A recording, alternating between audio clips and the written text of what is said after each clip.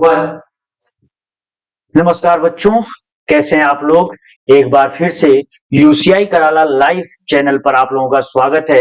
और आज एक बार फिर से मैं प्रवीण सर आप लोगों के साथ ज्योग्राफी टेस्ट सीरीज लेकर फिर से आए हैं। इंडियन ज्योग्राफीज में क्या है कि मैं 2 वीडियो ऑलरेडी इस पे बना चुका हूं, जिसमें अब तक दिल्ली पुलिस के जितने भी प्रीवियस ईयर के क्वेश्चन हैं उन्हीं क्वेश्चंस को मैं अभी डिस्कस कर रहा हूं। तो आपको लग रहा होगा कि सर तो सिर्फ प्रीवियस ईयर के क्वेश्चन कर रहे हैं।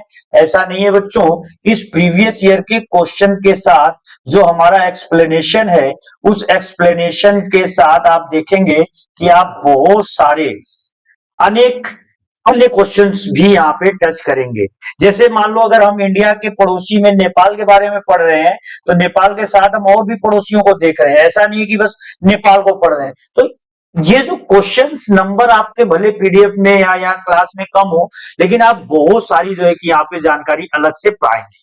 तो उसी श्रृंखला को आज आगे बढ़ाते हुए आज हम इंडियन ज्योग्राफी की सीरीज नंबर 3 की बात करेंगे, जहां पर हमारे पास बहुत सारे प्रश्न आएंगे और उन प्रश्नों को आप पूरी कोशिश करिएगा कि आंसर जरूर कमेंट बॉक्स में दीजिएगा, जिससे हमें ये लगे कि आपको आंसर आ रहे हैं। चलिए, आज का आपका जो पहला क्वेश्चन आपकी स्क्रीन के सामने आ रहा है, उस क्वेश्चन को यहां पे मैंने लिख दिया है। निम्नलिखित में से भारत और श्रीलंका को कौन अलग करता है। दिल्ली पुलिस का आया हुआ क्वेश्चन। बच्चों, आज के पीडीएफ में जितने भी क्वेश्चन आपको दिखेंगे आज की क्लास में, वो सारे दिल्ली पुलिस में ऑलरेडी आ चुके हैं। तो उन्हीं क्वेश्चंस को हम यहाँ पे देखते हैं। सबसे पहला क्वेश्चन आपके सामने आ रहा है कि भारत और श्रीलंका को कौन अलग करता है। Which one is the divider line between India and Sri Lanka. Border line भी आप इसको कह सकते हैं कि इंडिया और श्रीलंका के बीच वाटर बॉर्डर लाइन क्या है। ऑप्शन नंबर 1 है इंडियन ओशन, ऑप्शन नंबर 2 है पाक स्टेट, ऑप्शन नंबर 3 है अरब सागर, ऑप्शन नंबर 4 है बंगाल की खाड़ी। इंग्लिश में Indian Ocean, Bay of Bengal, Palk Strait या फिर 10 degree channel. 10 degree channel Bengal की खाड़ी ही मान लो। तो इसमें से 2 ऑप्शन तो एक जैसे हो गए, तो हम इसको कट कर देते। अब आपके सामने 3 ही ऑप्शन है, इंडियन, पाक, अरब सागर। तो बच्चों, इसका जो सही आंसर है उसका आंसर है पाक स्टेट, या हिंदी में हम इसको कह सकते हैं पाक जल संधि। ये जो पाक जल संधि होती है, ये इंडिया और श्रीलंका के बीच बाउंड्री लाइन का निर्माण करती है। यहां पर मैं आपको इसी के साथ कुछ चीजें और भी दिखा देता हूं। यहां पे जैसे कि अगर हम यहीं पे अगर जैसे कि मैं आपको दिखाऊं, जैसे इंडिया का अगर हम मैप देखते हैं, जो इंडिया का ये मैप है, इस इंडिया के मैप में हमारे जो पड़ोसी हैं, जैसे कि हमारे यहां पड़ोस में श्रीलंका हो गया, जैसे इधर पड़ोस में हमारे इंडोनेशिया हो गया, जैसे यहां पर पड़ोस में हमारे म्यांमार हो गया, और जैसे यहां पर हमारे पड़ोस में मालदीव हो गया। ये कुछ देश हैं जो समुद्र से हमारे साथ लगते हैं। तो इन देशों के साथ इंडिया कौन कौन सा बॉर्डर लाइन शेयर करता है, उसको मैं एक ही डायग्राम में आपको बच्चों समझा देता हूं। यहां पर है हमारा अंडमान और ये है निकोबार। तो बच्चों, ये हो गया अंडमान और ये हो गया निकोबार। तो अंडमान और निकोबार के बीच में जो रास्ता बनाता है या जो बॉर्डर लाइन बनाता है, इसको हम 10 डिग्री चैनल कहते हैं। कितने degree channel? 10 degree channel. Myanmar और अंडमान के बीच जो रास्ता बनाता है, इसको हम कोको चैनल कहते हैं। कौन सा चैनल? Coco channel. निकोबार और इंडोनेशिया के बीच जो चैनल बनाता है, इस चैनल को हम ग्रेट चैनल कहते हैं। कौन सा चैनल? Great channel. और यहां पर हमारा लक्षद्वीप है, इस लक्षद्वीप और मालदीव के बीच जो चैनल बनाता है बच्चों, वो है 8 डिग्री चैनल। 8 degree channel. और अब रह गया इंडिया और श्रीलंका। तो इंडिया और श्रीलंका के बीच जो चैनल बनाता है, उसको हम कहते हैं पाक चैनल। तो कुल मिलाजुलाकर आपने यहाँ पे 5 चैनलों को ध्यान से देखा। सबसे नंबर 1 था Coco Channel. Coco Channel is the divider line between Myanmar and India. India का कौन सा पोर्शन? अंडमान। अगला है Great Channel. Great Channel is a divider line between India and Indonesia. India का कौन सा पोर्शन बच्चों? निकोबार। अगला question, the divider line between India and Pakistan Sri Lanka. तो इंडिया एंड श्रीलंका के बीच जो डिवाइडर लाइन है उसका नाम है पाक चैनल। और ये जो यहाँ पे इंडिया का कौन सा पोर्शन आएगा? तो ये तमिलनाडु आएगा। तो तमिलनाडु और श्रीलंका के बीच मेनली पाक चैनल लोकेट करता है। एक और क्वेश्चन यहाँ पर कि इंडिया और मालदीव्स के बीच जो डिवाइडर लाइन है वो 8 डिग्री चैनल है। हम इंडिया का कौन सा यहाँ पोर्शन रहेगा 8 डिग्री के पास? वो लक्षद्वीप रहेगा। और एक सबसे बेहतरीन क्वेश्चन दिल्ली पुलिस के लिए वो ये है बच्चों, एसएससी दिल्ली पुलिस के लिए, कि अंडमान और निकोबार आपस में किस चैनल से अलग होते हैं? तो अंडमान और निकोबार आपस में बच्चों 10 डिग्री चैनल द्वारा अलग होते हैं। तो पहला क्वेश्चन जो अभी तक हम लोगों ने यहाँ पे डिस्कस किया, हमारे सामने ये जो पहला क्वेश्चन था, इस क्वेश्चन को हम एक बार फिर से आपके सामने स्क्रीन पे ला रहे हैं। तो आप फिर से क्वेश्चन देख लेना कि भारत और श्रीलंका को कौन अलग करता है? तो पाक स्टेट। पाक स्टेट का मतलब हो गया पाक चैनल या फिर पाक जल संधि। तो पाक जल संधि या पाक स्टेट इंडिया और श्रीलंका के बीच है। अब इस बार अगर 2023 में वो पेपर में पूछते हैं कि म्यांमार और भारत के बीच क्या है, म्यांमार भारत या इंडोनेशिया के बीच क्या है, भारत या मालदीव के बीच क्या है, तो आपके आंसर उस डिस्क्रिप्शन से आ जाने चाहिए। चलिए अगले क्वेश्चन को हम लोग देखते हैं। हमारी स्क्रीन पे जो अगला क्वेश्चन बच्चों आ रहा है आज के टेस्ट सीरीज का, वो है निम्नलिखित में से किस राज्य में सबसे अधिक तांबे के अयस्क का भंडार है? क्वेश्चन ध्यान से समझना। Which of the following is a largest copper storage state of India?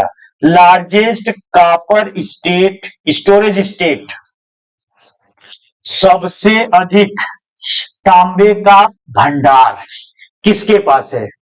तो बच्चों मैंने क्लास में भी आपको पढ़ाया था और यहां पर भी मैं आपको बता रहा हूं कि जो तांबा होता है, ये जो तांबा होता है एक बहुत इंपॉर्टेंट धातु है। तांबे के बारे में सबसे पहले तो आप ये जान लो कि मानव द्वारा प्रयोग की जाने वाली पहली धातु, प्रयोग की जाने वाली, मानव द्वारा प्रयोग की जाने वाली पहली धातु। इस मानव के इतिहास में हमने जो सबसे पहली धातु यूज की थी वो तांबा किया था। यहां तक कि सिंधु घाटी सभ्यता के लोग तांबे के प्रयोग को जानते थे। वो लोग वहां पे डांसिंग गर्ल, ढेर सारी और मूर्तियां, ढेर सारे और बर्तन वो क्या करते थे कि तांबे से बनाते थे। और इतिहास जब आप पढ़ेंगे तो आपको ये पता होगा कि सिंधु घाटी सभ्यता के लोग भारत में ही एक बहुत फेमस खान है खेतड़ी की खान। खेतड़ी की, खेतड़ी की खान है, या इसको हम कह सकते हैं खेतड़ी माइंस। ये जो खेतड़ी माइंस है ये आपका इंडिया के राजस्थान में बच्चों लोकेट करता है। तो राजस्थान का खेतड़ी का खान आज का नहीं है, ये सिंधु घाटी सभ्यता के समय का है जब वहां के लोग इस खान से तांबा निकालते थे। और आज भी, आज के डेट में भी भारत में सबसे ज्यादा तांबे का जो भंडार है, स्टोरेज पूछ रहा है पेपर में क्वेश्चन, ध्यान देना। दिल्ली पुलिस ने ये नहीं पूछा था प्रोडक्शन बताओ, स्टोरेज पूछा है। आज भी भारत में खेतड़ी की जो खान है राजस्थान की, ये सबसे ज्यादा क्या है कि कॉपर प्रोडक्शन के लिए फेमस है। और ये जो खेतड़ी की खान है वो कहां पर है? राजस्थान में। तो अब आपके सामने ऑप्शन क्या क्या थे? निम्नलिखित में से किस राज्य में सबसे अधिक तांबे का भंडार है? तो आंध्र प्रदेश नहीं, छत्तीसगढ़ नहीं, झारखंड नहीं, कहां पर हो जाएगा? राजस्थान। यहां पे दो चीज मैं आपको बच्चों और बता दूं। पहली चीज आपको यहाँ पे एक और चीज जानना है कि ये जो राजस्थान है ये तो हमारा सही आंसर है, लेकिन यहाँ पे एक चीज ये जानना है कि अगर क्वेश्चन यहाँ पे बदल दे, अयस्क का भंडार न पूछकर यहां पर उत्पादन पूछ दे बच्चों, क्या होता है कि खनिज तो हर राज्य के पास होता है, लेकिन उसको सब दबा के भी रखे हुए हैं, निकाल कुछ कुछ रहे हैं। तो जैसे यहीं पे क्वेश्चन आपसे आया कि which of the following is largest copper producer state, storage की बजाय यहां पे उन्होंने दे दिया प्रोड्यूसर स्टेट। तो आपको मैंने क्लास में बताया था, इस समय कॉपर का सबसे बड़ा जो प्रोड्यूसर स्टेट है वो है एमपी बच्चों। तो मध्य प्रदेश का बालाघाट हो गया, मध्य प्रदेश का और भी जो एरियाज हैं वो इस समय लगातार जो है कि कॉपर प्रोडक्शन के लिए बहुत ज्यादा फेमस है। कॉपर से रिलेटेड पहली चीज खेतड़ी माइंस याद रखना है। दूसरी चीज कॉपर सिंधु घाटी सभ्यता से यूज हो रही है, तो ये मानव इतिहास की पहली धातु है जिसको हम प्रयोग करना सीखे थे। एक चीज और मैं आप कॉपर के बारे में बता दूं बच्चों कि अगर हम कॉपर के साथ, याद रखिएगा, अगर हम कॉपर के साथ टिन को मर्ज करेंगे बच्चों, अगर हम कॉपर के साथ मिलता है स्पोर्ट्स में गोल्ड सिल्वर और ब्रोंज, तो जो ब्रोंज मेडल होता है जिसको हम कांस्य कहते हैं या कांसा जिसको कहते हैं, तो जो ब्रोंज मेडल होता है या जो ब्रोंज नामक मिश्र धातु होती है वो कॉपर और टिन के एलॉय से बनती है या उनके मिश्रण से बनती है। सेम अगर हम कॉपर के साथ जिंक को मर्ज कर दें, जिंक यानी कि जस्ते को मर्ज कर दें, तो यहां पर एक और हमको नया मेटल मिलेगा। ये जो मेटल होगा इसको हम ब्रास कहेंगे। ये भी एक प्रकार का एलॉय है, और जो ब्रास है इसको हम पीतल कहते हैं बच्चों। तो यहाँ पे कॉपर से रिलेटेड बहुत सारी चीजें हमने जानी। क्या क्या जाना? कॉपर का सबसे ज्यादा भंडार राजस्थान में, कॉपर का सबसे ज्यादा उत्पादन मध्य प्रदेश में, हिंदुस्तान में पहली धातु जिसको मानव ने यूज करना स्टार्ट किया था वो था कॉपर। कॉपर का सिंधु घाटी सभ्यता यूज करते थे खेतड़ी की खान से। खेतड़ी की जो खान है वो राजस्थान में इंडिया की सबसे बड़ी तांबे की खान है। और कॉपर को अगर हम टिन के साथ मर्ज कर देंगे तो हमको ब्रोंज नाम का एक नया मेटल मिलेगा। ये काम आज का नहीं है, ये काम सिंधु घाटी सभ्यता के लोग, इंडस वैली सिविलाइजेशन के लोग करते थे। जिस मूर्ति की मैं बात कर रहा था डांसिंग गर्ल की, वो मूर्ति ब्रोंज की बनी हुई थी और इस मूर्ति को कॉपर और टिन के एलॉय से बनाया गया था। चलिए, ये क्वेश्चन बहुत अच्छे से हम लोगों ने बच्चों कर लिया। अगले क्वेश्चन पर आते हैं। आपके बोर्ड के सामने अगला क्वेश्चन स्क्रीन पे है, निम्नलिखित में से किस राज्य से कर्क रेखा नहीं गुजरती? फोर्थ, ट्रॉपिक ऑफ कैंसर की बात कर रहे हैं। ये जो कर्क रेखा है बच्चों, इस कर्क रेखा को हम कहते हैं ट्रॉपिक ऑफ कैंसर। कौन सी लाइन है ये? Tropic of Cancer. तो ये जो ट्रॉपिक ऑफ कैंसर है बच्चों, यह भारत के किस राज्य से नहीं गुजरती है? याद रखिएगा, ऑप्शन है उत्तर प्रदेश, मध्य प्रदेश, गुजरात, झारखंड। तो सबसे पहले तो आप ये जान लो कि कर्क रेखा है क्या। तो कर्क रेखा एक अक्षांश रेखा होती है। कौन सी रेखा होती है बच्चों? अक्षांश, इंग्लिश में कहते हैं लैटिट्यूड लाइन, इसको कहते हैं लैटिट्यूड लाइन। तो यह एक प्रकार की लैटिट्यूड लाइन है, पहली चीज, जो धरती पर हॉरिजेंटली खींची गई है, क्षैतिज रूप से खींची गई है। जैसे ये हमारी पृथ्वी है तो इस पर जो इस तरह से रेखाएं खींची गई है, इन्हीं को हम कहते हैं अक्षांश रेखा। इन्हीं में एक रेखा होती है कर्क रेखा। इन्हीं में एक रेखा कौन सी है? ये है कर्क रेखा। तो कर्क रेखा हमारे इंडिया के लगभग बीचों बीच से होकर गुजरती है। अब बात यहां पे आ रही है कि जब इंडिया के बीचों बीच से गुजरती है तो वो कितने राज्यों से होकर गुजरती है बच्चों? तो वो भारत के लगभग 8 राज्यों से होकर गुजरती है। भारत के लगभग क्या? भारत के एग्जैक्ट 8 राज्यों से गुजरती है। कितने राज्यों से? 8 राज्यों से। ये एक चीज याद रखिएगा। उन्हीं 8 राज्यों में से पूछ लिया है आपसे कि कौन सा राज्य नहीं है। Which from following states Tropic of Cancer line does not, निम्नलिखित राज्यों में से किससे ट्रॉपिक ऑफ कैंसर पास नहीं होता है? तो बच्चों इसका एक ट्रिक होता है, मैं आपको ट्रिक बता देता हूं। मित्र पर गमछा झार, ये फार्मूला है 8 राज्यों का, सबको ट्रिक याद रखना है। मित्र पर गमछा झार, मी से हो जाएगा मिजोरम। कौन सा स्टेट हो जाएगा बच्चों? मिजोरम। तरह से क्या हो जाएगा? त्रिपुरा। उसके बाद प से क्या हो जाएगा? पश्चिम बंगाल। र से क्या हो जाएगा? राजस्थान। ग से क्या हो जाएगा? गुजरात। म से क्या हो जाएगा? एमपी। छ से क्या हो जाएगा? छत्तीसगढ़। और झार से क्या हो जाएगा? झारखंड। ये हमारे 8 स्टेट है बच्चों। मित्र पर गमछा झार। ऑप्शन देख लो, कौन सा ऑप्शन इसमें नहीं आ रहा है? तो इसमें ऑप्शन नहीं आ रहा है उत्तर प्रदेश। ये देखो उत्तर प्रदेश। तो किस राज्य से ट्रॉपिक ऑफ कैंसर नहीं गुजरेगी, उस राज्य का नाम बच्चों हो जाएगा उत्तर प्रदेश। अगर हम इसको मैप में आपको दिखा दें, 1 सेकेंड लगेगा, मैप में देख लो तो आपको और ज्यादा क्लियर हो जाएगा। अगर हम इंडिया के मैप को यहां पर देखें तो इंडिया के मैप से जो ट्रॉपिक ऑफ कैंसर लाइन जा रही है, ट्रॉपिक ऑफ कैंसर लाइन, इसको अगर हम यहां पे देख लें, जो ट्रॉपिक ऑफ कैंसर लाइन है, आप ये देखिएगा, ये गुजरात से होते हुए, ये गुजरात से होते हुए हल्का राजस्थान, फिर छत्तीसगढ़, फिर झारखंड, फिर वेस्ट बंगाल, फिर त्रिपुरा और फिर मिजोरम। तो ये यहां पर ध्यान दीजिएगा, ये है ट्रॉपिक ऑफ कैंसर लाइन। सबसे पहले कहां पर आ गया? गुजरात में, फिर एकदम छोटा सा राजस्थान में, फिर पूरा मध्य प्रदेश में, फिर थोड़ा छत्तीसगढ़ में, फिर थोड़ा झारखंड में, फिर वेस्ट बंगाल में, फिर त्रिपुरा में और फिर मिजोरम में। ये 8 राज्य हैं। और ये दिल्ली पुलिस ही नहीं, एसएससी का सबसे फेवरेट क्वेश्चन है बच्चों कि भारत में कर्क रेखा कितने राज्यों से गुजरती है? 8 राज्यों से। वो 8 राज्य कौन कौन से हैं? 2 एक्सटर्नल नॉलेज और आपको यहां पे देता हूं मैं कि कर्क रेखा की सबसे ज्यादा लंबाई, इसमें आपको मैप में दिख रहा होगा, कर्क रेखा की सबसे ज्यादा लंबाई किसमें है?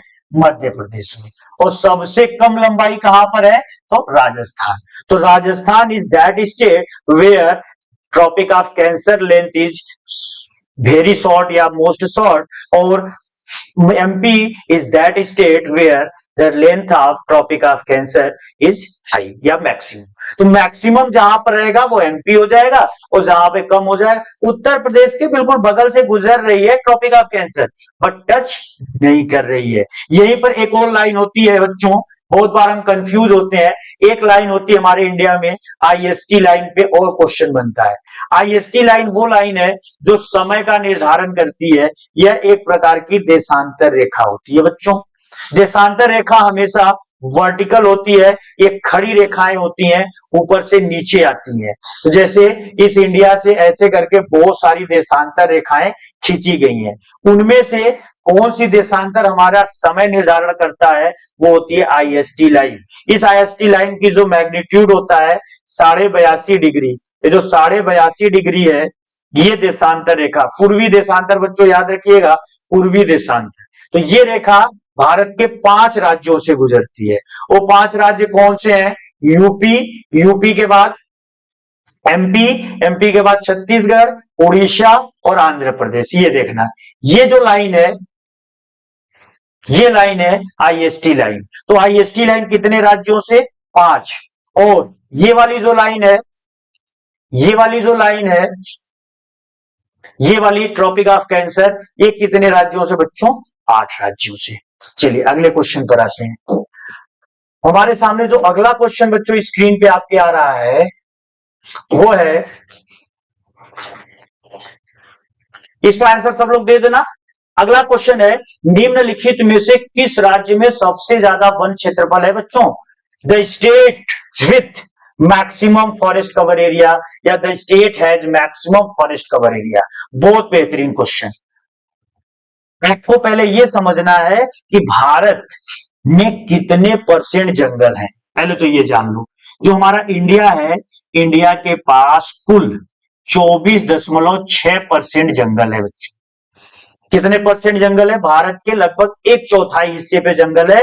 लेकिन हमारी राष्ट्रीय वन नीति, जो नेशनल फॉरेस्ट पॉलिसी है, नेशनल फॉरेस्ट पॉलिसी, ये कहती है, 1988 में बनी थी, ये कहती है India should have 33% total forest of its total area. Bharat के कुल क्षेत्रफल के कुल 33% एरिया पे जंगल होना चाहिए, ये कहती है नेशनल फॉरेस्ट पॉलिसी, राष्ट्रीय वन नीति। लेकिन है कितना हमारे पास? 24%। 24% में अब पूछ रहा है आपसे दिल्ली पुलिस कि सबसे ज्यादा वन क्षेत्रफल आखिर किसके पास है? क्या गुजरात के पास है, क्या मध्य प्रदेश के पास है, झारखंड के पास है, या मेघालय के पास है? तो इसका सही आंसर बच्चे लगातार कमेंट करिए। आप लोग क्लास अच्छी लग रही है, लाइक करिए, कमेंट करते रहिए, क्वेश्चन के आंसर देते रहिए, दिल्ली पुलिस की जबरदस्त तैयारी हमारे साथ जुड़कर करते रहिए। चलिए यहाँ पे हम लोग देख रहे हैं कि निम्नलिखित में से किस राज्य में सबसे ज्यादा वनों का क्षेत्रफल है?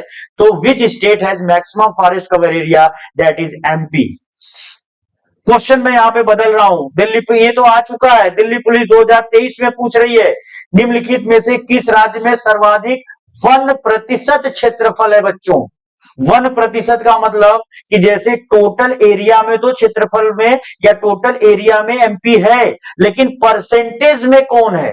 जैसे कि आप इसको ऐसे समझो, ये मान लो एमपी है बड़ा सा स्टेट, ये बिल्कुल छोटा सा स्टेट है एक गोवा। अब एमपी में क्या है कि इतना बड़े एरिया में जंगल है, एमपी में 60% जंगल है सपोज करते हैं, और 60% जंगल का जो टोटल एरिया है ये मान लेते हैं कि 10 बीघा है, ये 10 बीघा है। मिजोरम है, मिजोरम का टोटल इसका जो एरिया है, इसके पूरे एरिया पे लगभग जाए, यहाँ पे मान लो मिजोरम में जंगल है, ये हो गया 90%। और अगर इसका टोटल एरिया देखेंगे तो ये 2 बीघा ही आ जाएगा। तो टोटल में तो एमपी है, लेकिन अधिकतम परसेंटेज में जो हो जाएगा वो मिजोरम हो जाएगा। तो यहाँ पे 2 क्वेश्चन आप बिल्कुल अच्छे से पढ़कर जाइएगा। 2-3 क्वेश्चन और मैं यहाँ पे ऐड कर देता हूं आपको स्टैटिक जीके का। सबसे ज्यादा वन क्षेत्रफल जो हमारे पास है वो है, सबसे ज्यादा वन क्षेत्रफल वो है हमारा मध्य प्रदेश के पास। सबसे कम वन क्षेत्रफल जो होगा वो एचआर यानी हरियाणा के पास होगा।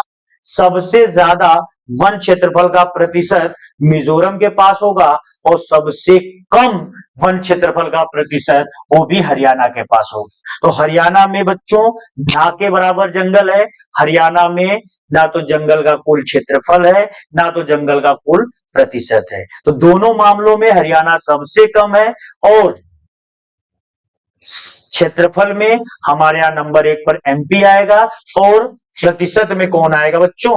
प्रतिशत में आएगा मिजो। एक क्वेश्चन मैं यहाँ पे और आपसे पूछ रहा हूं इसी वन क्षेत्रफल पर।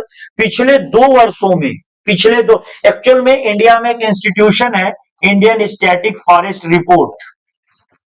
जो इंडियन स्टैटिक फॉरेस्ट रिपोर्ट है, यह एक प्रकार की रिपोर्ट होती है जो पर्यावरण मंत्रालय जारी करता है। यह प्रत्येक 2 साल पर आती है, प्रत्येक 2 वर्ष पे आती है। तो अभी मैं जितना भी डेटा बता रहा हूं आईएसएफआर 2021 के अनुसार बता रहा हूं, क्योंकि 2021 वाली जो रिपोर्ट थी 22 में आई थी और 22 में अभी चल रहा है। अब अगली रिपोर्ट 24 में आएगी, तो 24 तो भी अगले साल है, तो हमको 21 वाला रिपोर्ट पढ़ के जाना है। इस रिपोर्ट के अनुसार पिछले 2 सालों में सबसे ज्यादा जंगल किसने काटा?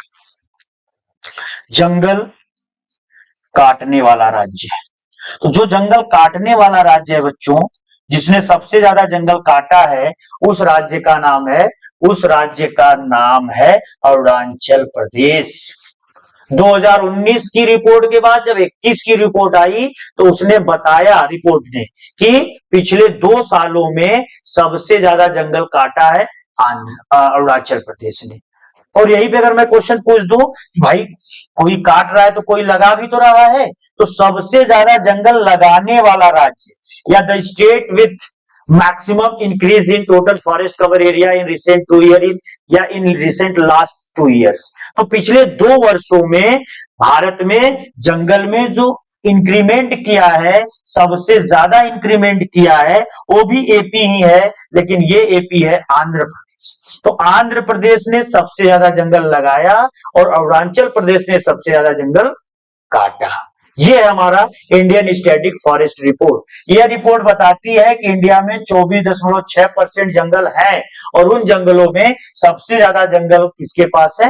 एमपी के पास है। चलिए अगले क्वेश्चन पे चलते हैं बच्चों। हमारे सामने जो अगला क्वेश्चन बोर्ड पर आ रहा है वो है राष्ट्रीय राजमार्ग 1 किन 3 नदियों से होकर गुजरती है? नेशनल वाटरवे नंबर 1 इंक्लूडिंग विच 3 रिवर्स? दिल्ली पुलिस का बेहतरीन क्वेश्चन, वन ऑफ द बेहतरीन क्वेश्चन हम इसको कह सकते हैं, one of the most important question, क्योंकि आपको पता है कि ट्रांसपोर्ट आज के डेट में बहुत जरूरी है। कहीं पे आने जाने के लिए हम ट्रांसपोर्ट यूज करते हैं। ट्रांसपोर्ट के 4 मोड होते हैं, स्पेशली एयर मोड होता है, रेल मोड होता है, रोड मोड होता है और वाटर मोड होता है। ये बेसिकली 4 मोड होते हैं ट्रांसपोर्टेशन के, 4 साधन होते हैं। इनमें सबसे सस्ता मोड है वो वाटर है। यहाँ पे पानी की जहाज चलेगी, आपको उसमें बैठ जाना है और बहुत कम किराया रहता है। तो this is the cheapest mode. जितने सामान वगैरह ढोए जाते हैं पूरी दुनिया में, अमेरिका को कोई सामान भेजना है तो बच्चों हवाई जहाज से नहीं भेजेगा, ट्रक से नहीं भेजेगा, पानी के जहाज से भेजेगा। क्यों? क्योंकि this is the cheapest mode of transportation. तो इंडियन गवर्नमेंट को भी पता चला कि भाई वाटर ट्रांसपोर्टेशन तो बहुत चीपेस्ट है, तो क्यों ना हम अपने देश की नदियों में क्या करें कि नेशनल वाटरवेज बना बनाकर इस नदी में ही सामान भरकर उस जगह पे पहुंचा दे। जैसे मान लो गंगा नदी है, अब गंगा नदी में ये कानपुर हो गया, ये इलाहाबाद हो गया, ये वाराणसी हो गया, ये पटना हो गया। कानपुर से कोई सामान हमको पटना लेकर आना है तो हम इसको बाई रोड भी लेकर आ सकते हैं ट्रक से, लेकिन अगर हम इसी गंगा नदी में एक जहाज डाल दें, सारा सामान लोड कर दें और वो जहाज गंगा नदी से होते हुए यहाँ पे पटना पहुंच जाए तो कितना मजा आ जाएगा। बिल्कुल पैसा भी कम लगेगा और सारा आराम से पहुंच भी जाएगा। तो इंडियन गवर्नमेंट ने क्या किया है कि वाटर ट्रांसपोर्टेशन को प्रमोट करने के लिए नेशनल वाटर वेज का कॉन्सेप्ट दिया है। किसका कॉन्सेप्ट दिया है? नेशनल वाटर वेज का, जिसको हम कहते हैं राष्ट्रीय जल मार्ग। तो भारत में अब क्वेश्चन ये बन रहा है बच्चों यहां पर कि NW1 जो है, NW1 यानी नेशनल वाटरवेज नंबर 1, ये कॉन्सेप्ट पहली बार कब आया इंडिया में? तो वो साल था 1986।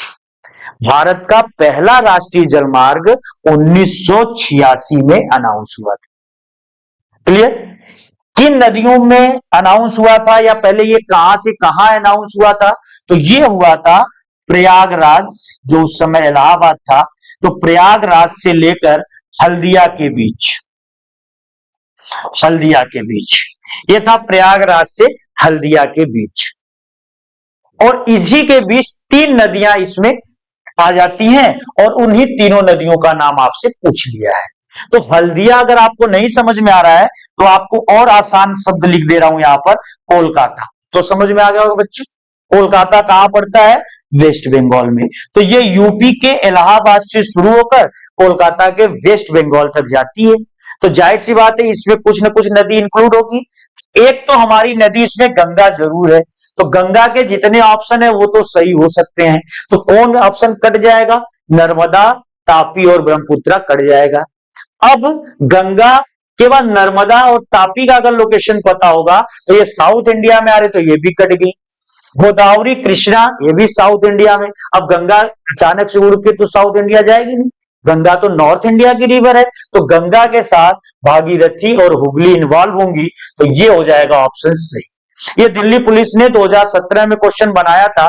मैं आपको इसको मैप में दिखाता हूं बच्चों। अगर आप इसको मैप में देखेंगे, नेशनल वाटरवे नंबर 1, ये कैसे है नेशनल वाटरवे नंबर 1, इसी को हम देख लेते हैं। NW1 को मैं अगर आपको मैप में दिखा दूं तो जो हमारा नेशनल वाटरवे नंबर 1 है, इसका जो फॉर्म है ये कहां से कहां तक आ रहा है, तो आप ये देख लो। ये हमारा नेशनल वाटरवे नंबर 1, यहां पे बिल्कुल ऊपर लिखा भी है बच्चों, यहां पर देखना, गंगा, भागीरथी, हुगली। ये देखना, ये हमारे पास बच्चों नेशनल वाटरवे नंबर 1 जो है, ये 3 नदियों का सिस्टम है, गंगा, भागीरथी और हुगली। तो गंगा, भागीरथी और हुगली नदियों के सिस्टम को हम नेशनल वाटरवे नंबर 1 बोलते हैं। इलाहाबाद से शुरू हुआ, इलाहाबाद से वाराणसी, चुनार, चुनार से वाराणसी, वाराणसी से बलिया, बलिया से बक्सर, बक्सर से पटना, पटना से फिर ये भागलपुर, भागलपुर से फिर ये पहुंच गया फरक्का। ये और फरक्का से फिर ये क्या होता है, गंगा इधर बांग्लादेश में चली जाती है और यहां से एक अलग नदी आती है हुगली, तो ये हुगली होगी। और यहां से जो इधर थोड़ी सी गंगा और है, ये थोड़ी सी गंगा जो बांग्लादेश में है, इसी सॉरी पश्चिम बंगाल में है, इसी को हम क्या बोल रहे हैं, भागीरथी बोल रहे हैं। इसको फिर से आपको समझा देता हूं, बहुत बच्चों को ये नहीं पता होगा, मैं आपको बता दूं कि जैसे मान लो ये गंगा पहुंच गई फरक्का, ये फरक्का नाम की जगह है। इस फरक्का से एक धारा इसकी नीचे की तरफ आ गई जिसको हम हुगली कह रहे हैं। तो हुगली और ये गंगा आ ही रही थी, यहां तक तो समझ। फरक्का से एक धारा इधर की तरफ गई और ये बांग्लादेश में घुस गई। तो बांग्लादेश में जैसे ही घुसेगी तब इसको लोग पद्मा कहने लगेंगे। लेकिन अभी फरक्का से जब तक ये पश्चिम बंगाल में बह रही थी थोड़ा दूर, यहां तक इसको भागीरथी कह रहे थे। तो ये हो गया गंगा, भागीरथी और हुगली रिवर सिस्टम। समझ गया बच्चों? तो वापस हम लोग चलते हैं अपने मेन क्वेश्चन पे अपने। जो हमारा क्वेश्चन था, जो हमारा यहाँ पे क्वेश्चन है, जो हमारा क्वेश्चन बच्चों यहां पर है कि राष्ट्रीय राजमार्ग नंबर 1 किन 3 नदियों से होकर गुजरती है? तो गंगा, भागीरथी और हुगली। जो गंगा, भागीरथी और हुगली है, गंगा, भागीरथी, हुगली, गंगा, भागीरथी और हुगली, ये नेशनल वाटरवे नंबर 1। 1986 में नेशनल वाटरवेज कॉन्सेप्ट इंट्रोड्यूस हुआ। भारत सरकार धीरे धीरे 2, 3, 4, 5, 6 नेशनल वाटरवे अनाउंस कर चुकी थी 2014 तक। अचानक से 2014 में देश में एक नए प्रधानमंत्री आते हैं, नरेंद्र मोदी। नरेंद्र मोदी क्या करते हैं कि 2014 में एक साथ 105 नेशनल वाटरवे अनाउंस करते हैं। 6 अब तक हमारे पास 1986 में पहला आया और 2014 तक हम 6 तक पहुंचे थे बच्चों। अचानक से मोदी 105 अलग से अनाउंस करते हैं और टोटल संख्या नेशनल वाटरवेज की पहुंच जाती है 111। दिल्ली पुलिस 2017 में यह भी क्वेश्चन बनाया था, the total number of national waterways in India. Bharat में टोटल नेशनल वाटरवेज की संख्या कितनी है बच्चों?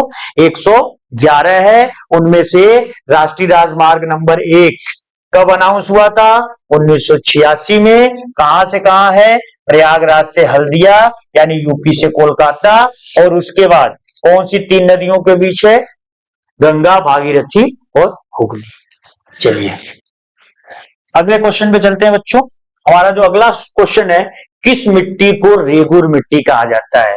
विच soils are also known as regur soil. पहले तो ये जान लो कि रेगुर यह एक प्रकार का लोकल नाम है बच्चों। ये लोकल नाम है। लोकल नाम को कहते हैं स्थानीय नाम। ये नाम आप हर जगह नहीं ले सकते। ये आप सिर्फ उसी एरिया में रेगुर कहोगे तो लोग समझेंगे।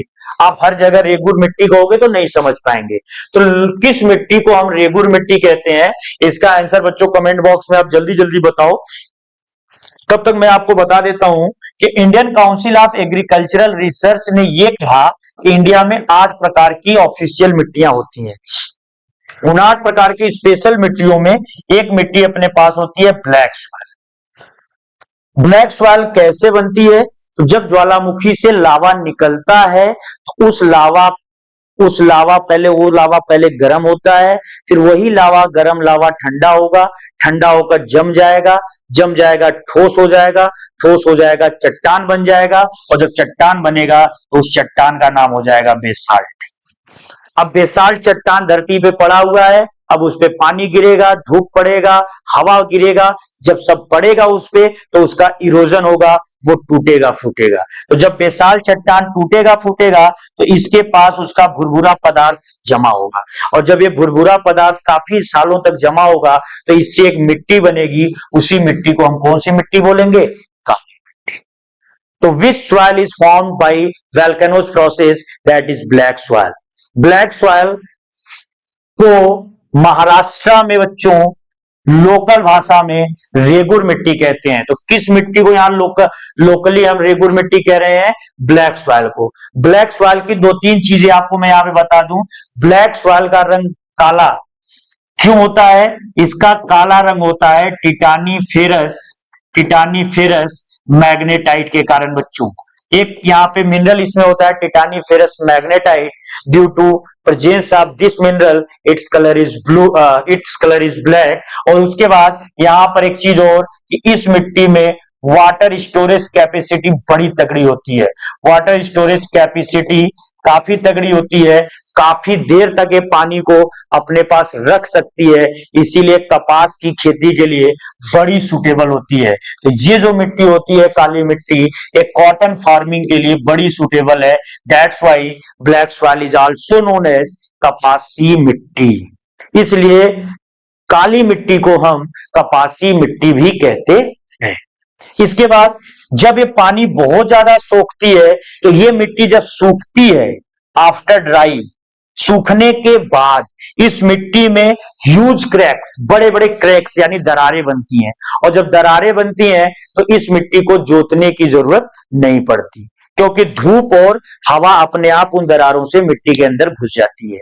हम खेतों की जुताई क्यों करते हैं? ताकि धूप और हवा उसमें अंदर तक घुस जाए, मिट्टी के कड़ों तक पहुंच जाए। बार बार मिट्टी को उलटते पलटते इसीलिए हैं। तो जब क्रैक्स ऑलरेडी बन गया, धूप अंदर तक जा रही है, हवा अंदर तक जा रही है, तो इसको जोतने की जरूरत नहीं है। फिर दिल्ली पुलिस 2023 में क्वेश्चन बना रहा है कि भारत की कौन सी मिट्टी स्वतः जुताई वाली मिट्टी है? आंसर काली। भारत की कौन सी मिट्टी सबसे ज्यादा पानी सोखने वाली मिट्टी है? काली, वाटर स्टोरेज वाली मिट्टी। भारत की कौन सी मिट्टी का निर्माण ज्वालामुखी प्रक्रियाओं से हुआ है? काली। भारत की कौन सी मिट्टी कपास की खेती के लिए बहुत ज्यादा फेवरेबल है, इसीलिए इसको कपासी भी कहते हैं? काली। भारत की कौन सी मिट्टी महाराष्ट्र, गुजरात, तमिलनाडु, कर्नाटक इन सब के पठारों पर पाई जाती है? काली मिट्टी। तो काली मिट्टी के बारे में इतना पढ़ लिए तो बहुत है। एक लास्ट क्वेश्चन गलती से वो सीजीएल में बना सकते हैं या फिर दिल्ली पुलिस में बना सकते हैं कि क्यों इसका रंग काला होता है? Due to presence of titaniferous magnetite. चलिए अगले क्वेश्चन पे चलते हैं बच्चों। आज का जो हमारा अगला क्वेश्चन है, उत्तराखंड, उत्तर प्रदेश, बिहार, पश्चिम बंगाल व सिक्किम। यहां पे बच्चों वह नहीं है, ये वह है, वह। तो वह, ये जो वह, सिक्किम, तीनों राज्य की सीमाएं किस देश से लगती हैं? Nepal, Afghanistan, Bhutan, China. Offline class में मैंने पूरा भारत का पड़ोस पढ़ाया हुआ है। नेपाल के पड़ोसी, भूटान के पड़ोसी, चाइना के पड़ोसी, सब पड़ोसियों को आपको पढ़ना है। तो अगर आपने ध्यान दिया होगा कि नेपाल के पड़ोस में कौन कौन है, ये नेपाल का मैप हो गया। नेपाल के ऊपर ये नेपाल का मैप है, ऐसे ही नेपाल का मैप है, ये नेपाल का मैप हो गया। इस नेपाल के ऊपर जो देश है, इधर की तरफ, ऊपर की तरफ तो चाइना है। फिर इसके नीचे की तरफ जो देश है, इसके यहां से सबसे पहले राज्यों में आएंगे तो ये उत्तराखंड, उसके बाद काफी दूर तक यूपी, फिर काफी दूर तक बिहार, बिहार के बाद थोड़ा दूर वेस्ट बंगाल और फिर थोड़ा सा सिक्किम। 5 राज्य मिलते हैं। अगर मैं आपको इसको मैप में दिखा दूं बच्चों, तो मैप में अगर हम यहाँ पे देख लें कि कौन कौन से यहां पर जो है कि वो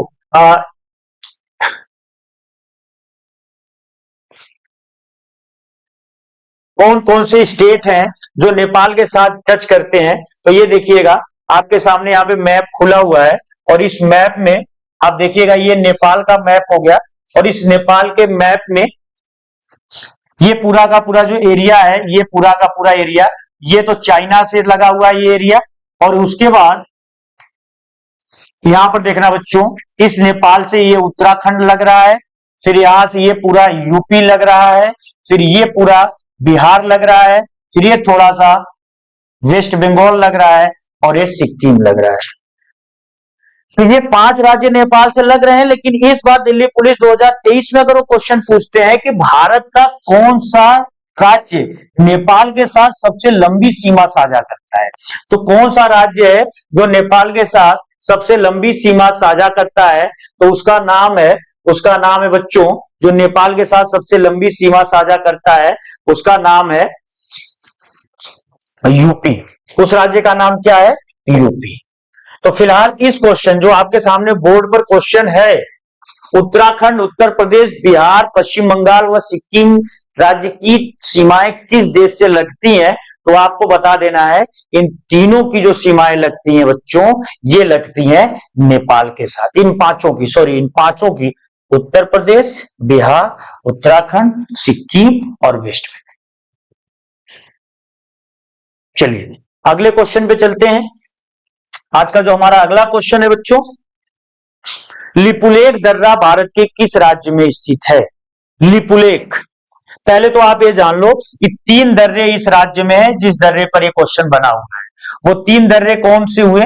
वो 3 दर्रे, एक लिपुलेख, लिपुलेख के बाद नीति, नीति के बाद माना। ये तीनों दर्रे जो लिपुलेख, नीति और माना, ये तीनों दर्रे हैं बच्चों ये उत्तराखंड में है और ये तीनों दर्रे मानसरोवर और कैलाश की यात्रा के लिए जाने जाते हैं। उसमें स्पेशली ये दोनों तो मेन फेमस हैं। अगर किसी को कैलाश की यात्रा तिब्बत में या मानसरोवर की यात्रा करने जानी होती है, इन्हीं दर्रों से होकर जाते हैं उत्तराखंड के। तो यहाँ पे दिल्ली पुलिस ने आपसे पूछा कि लिपुलेख दर्रा भारत के किस राज्य में है, तो वो है उत्तराखंड में। अब जैसे यहाँ पे कुछ राज्य हैं, अब राज्य वाइज बता दी। जैसे सिक्किम में जो दर्रा है बच्चों वो नाथुला है और जिलेपला है। तो सिक्किम में ये 2 दर्रे हैं। अगर हिमाचल का पूछता तो हिमाचल में 3 मेन दर्रे हैं, बारा ला चाला। तो बारा ला चाला है, रोहतांग दर्रा है और उसके बाद एक और दर्रा यहां पर है सिक्किला है। जम्मू कश्मीर में काराकोरम दर्रा है, बनिहाल दर्रा है, बुर्जिला दर्रा है, जोजिला दर्रा है, पीर पंजाल दर्रा है, बहुत सारे यहां पर हैं। तो ये सारे दर्रे आपको क्या करना है कि पढ़ना है। ऑलरेडी ऑफलाइन क्लासेस हो चुकी है, फिर भी मैं एक बार अभी आगे वाली जब टेस्ट सीरीज लेकर आऊंगा तो दर्रों पर और क्वेश्चन उसमें ऐड करूंगा ताकि आपका दर्रा वाला कॉन्सेप्ट और अच्छे से क्लियर हो जाए। उसके बाद अगले क्वेश्चन पर आते हैं। अगला क्वेश्चन है, अगला क्वेश्चन जो है, अगला क्वेश्चन हमारा बच्चों बोर्ड पर आ रहा है, निम्नलिखित झील में कौन खारे पानी वाला झील है? पहले तो ये क्वेश्चन वो सारे बच्चे दे देंगे जो कल की वीडियो या इसके पहले जो मैंने वीडियो डाला था भारत की झीलों पर। अगर जो लोग नहीं देखे हैं वो जाकर जरूर इस वीडियो को देख लें, जो मेरा पुराना वीडियो है भारत की झीलें। इसमें मैंने विश्व और भारत की सारी झीलों को बच्चों इंक्लूड कर दिया है और इस बात की पूरी मैं गारंटी दे रहा हूं कि झील पर इससे बाहर वो आपसे क्वेश्चन नहीं बना सकते।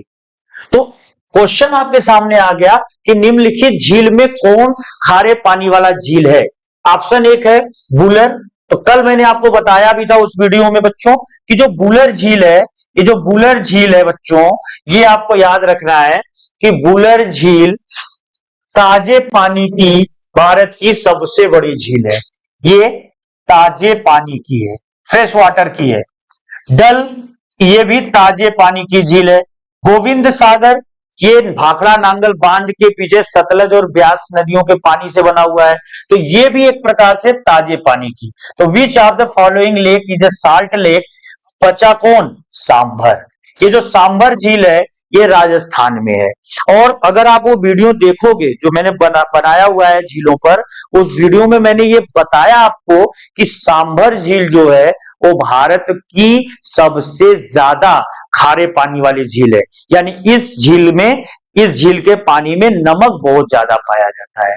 चलिए अब इसके बाद अगला जो हमारा क्वेश्चन है बच्चों, आज का जो अगला क्वेश्चन है इस सीरीज का, आपके स्कोर कितना हुए जरूर बताइए ना कमेंट बॉक्स में। 15 क्वेश्चन हमने इंक्लूड किया है, 15 में आप कितने किए ईमानदारी से कमेंट बॉक्स में बच्चों जरूर बताना, ताकि आपको ये पता हो कि मेरी तैयारी कैसी चल रही है या मैं कहां पर हूं। एक क्वेश्चन फिर से आपके सामने आ गया, पश्चिमी विक्षोभ से भारत का कौन सा हिस्सा वर्षा प्राप्त करता है? Which of the following region receives rainfall by the western disturbance? बहुत अच्छा क्वेश्चन है बच्चों कि जो वेस्टर्न डिस्टरबेंस होता है इससे भारत का कौन सा हिस्सा वर्षा प्राप्त करता है। तो पहले तो आप ये जान लो कि वेस्टर्न डिस्टरबेंस है क्या। वेस्टर्न डिस्टरबेंस एक प्रकार की बारिश है जो सर्दियों में होती है। कब होती है? सर्दियों में होती है। भारत में जब सर्दियां चल रही होती हैं उसी समय वेस्टर्न डिस्टरबेंस से बारिश होती है। सर्दी में जब ये बारिश होती है बच्चों तो ये बहुत धुआंधार बारिश नहीं होती है, इसको कहते हैं मूसलाधार नहीं होती है, ये फुहारों के रूप में होती है। फुहारों के रूप में होती है और काफी लंबे समय तक चलती है। ऐसा नहीं कि 5 मिनट हुआ और बंद हो गया, ये आती है तो 2-4 दिन तक बारिश चलती है फुहारे के रूप में आई गई इस टाइप से। तो इससे भारत में ठंडी थोड़ा सा बढ़ जाती है इस बारिश के आने से।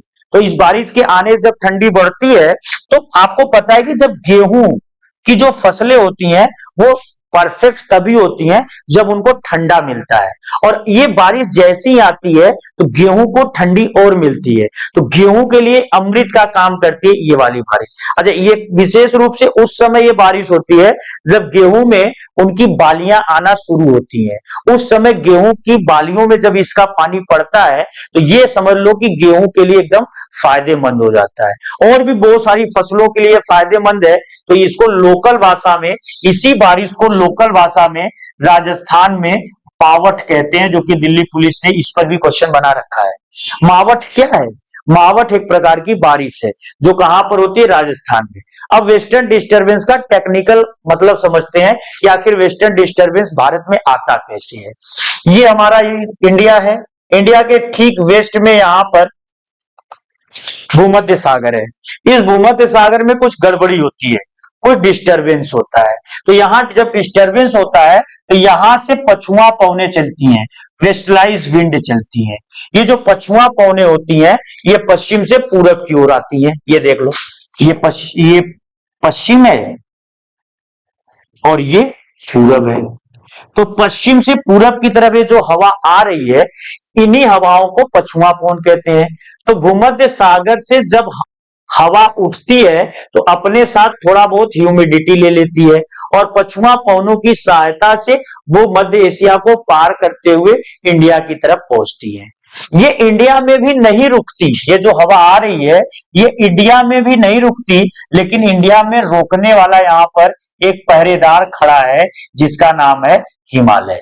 तो हिमालय ने क्या किया? इन हवाओं को यहीं पर क्या किया? इन हवाओं को यहीं पे रोक लिया। तो जब इन हवाओं को यहीं पे रोक लिया तो इससे क्या हो रहा है कि इंडिया का जो ये वाला पूरा का पूरा रीजन है जिसको हम नॉर्थ वेस्ट इंडिया कहते हैं, इसको आप नॉर्थ वेस्ट इंडिया कह सकते हो। नॉर्थ वेस्ट इंडिया में स्पेशली आपका 5-6 राज्य आ जाएंगे, जैसे जम्मू कश्मीर आ जाएगा, लद्दाख आ जाएगा, ये जो लद्दाख है, हिमाचल प्रदेश आ जाएगा, उत्तराखंड आ जाएगा, दिल्ली आ जाएगा, पंजाब आ जाएगा, हरियाणा आ जाएगा और उत्तर प्रदेश आ जाएगा। थोड़ा बहुत राजस्थान का भी हिस्सा। तो राजस्थान में मैंने बताया ना कि इसे मावठ कह रहे थे। तो अब इतने राज्यों में जिन बच्चों को नॉर्थ वेस्ट का अनुमान होगा, जैसे अगर मैं मैप में भी अगर आपको दिखा दूं, जैसे मैप में अगर मैं आपको दिखाऊं कि जो हमारा मैप है नॉर्थ वेस्ट वाला रीजन किधर है, तो इंडिया का जो नॉर्थ वेस्ट वाला रीजन है अगर हम उसको देख लें तो वहां पर भी आप इन्हीं सारे एरियाज को पाएंगे, जम्मू कश्मीर, लद्दाख, हिमाचल, उत्तराखंड, दिल्ली, पंजाब, हरियाणा, यूपी और राजस्थान। तो अब इसमें जो है कि अब इसमें क्वेश्चन यही था, इसमें क्वेश्चन बच्चों यही था कि भारत का कौन सा राज्य है जो, अब आप मैप में भी पहले देख ही लो, तो मैप में आप देख लो, ये लद्दाख हो गया, कश्मीर हो गया, हिमाचल, उत्तराखंड, पंजाब, हरियाणा, दिल्ली, थोड़ा सा राजस्थान और थोड़ा सा यूपी, यही वाला पोजीशन मेनली इस वेस्टर्न डिस्टरबेंस से बारिश पाता है। यूपी में भी पूरा यूपी यहां तक बारिश नहीं, पूर्वांचल वाले हिस्से में, बिहार वाले हिस्से में, ये सब वाले हिस्से में बारिश नहीं आ पाती है। ये वेस्टर्न यूपी जो है, स्पेशली वेस्टर्न यूपी का मतलब कि जो पश्चिमी यूपी है, दिल्ली वगैरह से, हरियाणा से सटा हुआ, उधर ही बारिश होती है। तो यहां पर जो क्वेश्चन था हमारा बच्चों दिल्ली पुलिस के लिए कि पश्चिमी विक्षोभ से भारत का कौन सा हिस्सा वर्षा प्राप्त करता है, तो मैप के हिसाब से जो मैंने अभी आपको डायग्राम समझाया है, उसी के हिसाब से अगर हम देखें तो केरल होगा नहीं, तमिलनाडु होगा नहीं, कर्नाटक होगा नहीं, कौन सा स्टेट हो जाएगा बच्चों? पंजाब। नॉर्थ वेस्ट आपको आइडिया रहना चाहिए। वेस्टर्न डिस्टर्बेंस का नाम सुनते ही आपको ये याद रखना है, नॉर्थ वेस्ट इंडिया। सर्दी का मौसम, हल्की बारिश, फुहारेदार, गेहूं के लिए बहुत ज्यादा, गेहूं क्या, रबी की जितनी फसलें हैं जो सर्दी में बोई जाती हैं सभी के लिए इंपॉर्टेंट है। चलिए अब अगले क्वेश्चन पर आते हैं। आज का जो हमारा अगला क्वेश्चन है, अत्यधिक वर्षा वाले स्थानों पे कौन सी मिट्टी पाई जाती है? तो अत्यधिक वर्षा वाले स्थानों पे बच्चों जो मिट्टी मिलती है, इस मिट्टी का नाम होता है जलोढ़, काली, लैटेराइट या फिर इनमें से कोई नहीं। तो आप एक चीज याद रखना, जितना ज्यादा वर्षा होगा वहां पर जो भी मिट्टी होगी, जो भी, वो बहुत ज्यादा अनुपजाऊ। ऐसा रीजन क्यों है, क्यों अनफर्टाइल होगा? क्योंकि इस मिट्टी में, ये जो मिट्टी होगी, इस मिट्टी में ब्लीचिंग प्रोसेस इन्वॉल्व होता है। ब्लीचिंग प्रोसेस को कहते हैं निच्छालन प्रक्रिया। क्या होता है निच्छालन प्रक्रिया बच्चों? ये हमारी मिट्टी है, मिट्टी में जितने पोषक तत्व हैं ये सारे 1-2 फीट ऊपर वाले लेयर पे पाए जाते हैं, इसी में ले जाकर। तो सारा का सारा जो खेती होता है वो इसी लेयर पे होता है। अब इस लेयर पे हमने क्या किया, बहुत ज्यादा हमने बारिश करा दिया। यहाँ पे खूब सारा जो है कि पानी गिर रहा है, ये देखना, यहाँ पर खूब सारा बारिश हो रहा है। और जब ये बारिश हो रहा है तो बारिश का पानी तो नीचे जाएगा, और जब बारिश का पानी नीचे जाएगा तो ये क्या करेगा कि अपने साथ इन पोषक तत्वों को भी बहाकर लेकर जाएगा। तो ऊपर वाले लेयर से ये जितने भी पोषक तत्व थे वो सारे नीचे चले आए, इसी को हम कहते हैं निच्छालन क्रिया।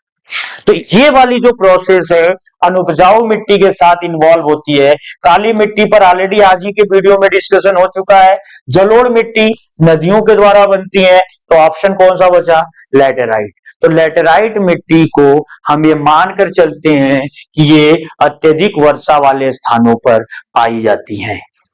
चलिए अगला जो क्वेश्चन है हमारा आज का, अगला क्वेश्चन है सर्वाधिक पानी सोखने वाली मिट्टी का नाम, मैक्सिमम कैपेसिटी, ऑलरेडी अभी इस पर डिस्कशन हो चुका है बच्चों, maximum capacity of water storage. Just काली मिट्टी में हमने आपको बताया था कि सबसे ज्यादा पानी सोखने वाली मिट्टी कौन सी है, तो वो है काली मिट्टी। तो काली मिट्टी पानी बहुत ज्यादा सोखती है या एक तरीके से स्टोर रखती है, जिसके कारण ये कॉटन फार्मिंग के लिए, जो कॉटन फार्मिंग है उसके लिए बहुत ज्यादा क्या होती है, फायदेमंद होती है। तो कॉटन फार्मिंग की वजह से इस काली मिट्टी को हम कपासी मिट्टी कहते हैं। कौन सी मिट्टी कहते हैं? कपासी मिट्टी कहते हैं। अभी इसके बाद और आप देखिएगा, आपके सामने लिखा भी है सर्वाधिक पानी सोखने वाली मिट्टी।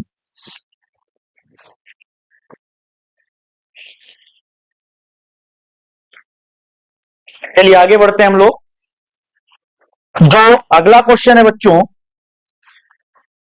आज का अगला क्वेश्चन है हमारे सामने स्क्रीन पे, किस राज्य के पास सबसे ज्यादा वनों का क्षेत्रफल है? अभी इस पर ऑलरेडी हम क्वेश्चन लग रहा है रिपीट हो गया है, तो ये ऑलरेडी हमको पता है कि वो मध्य प्रदेश है। एक और क्वेश्चन देखिएगा, थोरियम इसके उत्पादन में, थोरियम जिसके उत्पादन में, इसके नहीं, थोरियम जिसके उत्पादन में भारत सबसे बड़ा देश है, भारत में यह सबसे ज्यादा कहां पाया जाता है? बच्चों इंटरेस्टिंग चीज सबसे ज्यादा यह है कि भारत में बहुत सारे खनिज पाए जाते हैं, सभी खनिजों में भारत एक ही खनिज में पूरी दुनिया में नंबर 1 पर आता है, और वो है थोरियम।